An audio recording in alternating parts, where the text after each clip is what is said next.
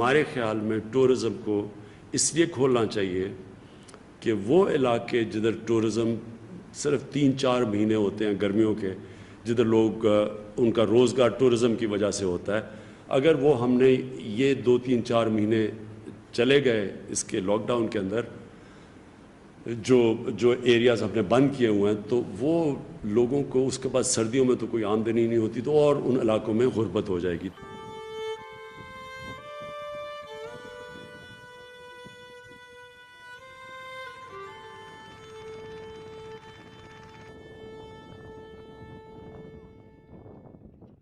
Recently governments की जो policies की वजह से ना बहुत सारे लोगों में एक उम्मीद की लहर आ गई और हर एक ने जो है ना छोटे से लेकर बड़े पैमाने तक इन्वेस्टमेंट शुरू किए, जिसमें होटल्स के लोन हैं, कुछ लोगों ने कुछ रेस्टोरेंट्स बनाए, कुछ लोगों ने कुछ अपने केबिन्स बनाए, कुछ ने होटल्स बनाए, कुछ लोगों ने ट्रांसपोर्ट्स पे इन्वेस्टमेंट किया है। तो इस साल अभी बेड लक की जैसे हमारी ब्लॉसम के स्टार्टिंग ही में जो है ना कोरोना की जो है ना वो केसेस आ गए और इसी वजह से लॉकडाउन की वजह से 1 रुपये किसी ने नहीं कमाए अभी तक, तो उसकी इम्पेक्ट बहुत ज़्यादा है यहाँ पे।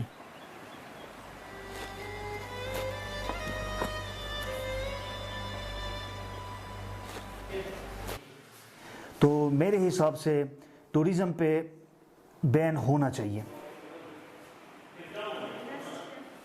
अगर हम टूरिज़म को खोल देते हैं तो उससे काफ़ी नुकसान का हमें सामना करना पड़ सकता है। ये जो एक पूरा सीज़न चलता है टूरिज़म का यहाँ पे, वो तकरीबन आधे से ज़्यादा गुजर चुका है। तो ऐसे हालात में मुझे नहीं लगता कि होटल मालिकान और जो दूसरे लोग इस कारोबार से वाबस्ता है वो SOPs को बरकरार रख सकेंगे। So I do think that it's a good thing that the government said no one is allowed to come here. I think that's what we need at this point, because I don't think it's possible to expect tourists to be responsible in Pakistan. People aren't even responsible enough to keep natural places clean, let alone follow a bunch of SOPs.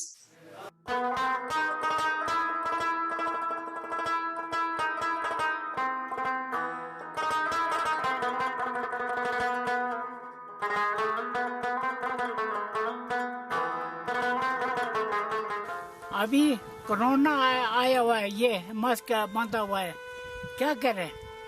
इस साल सब कुछ ठप है, कुछ भी नहीं है।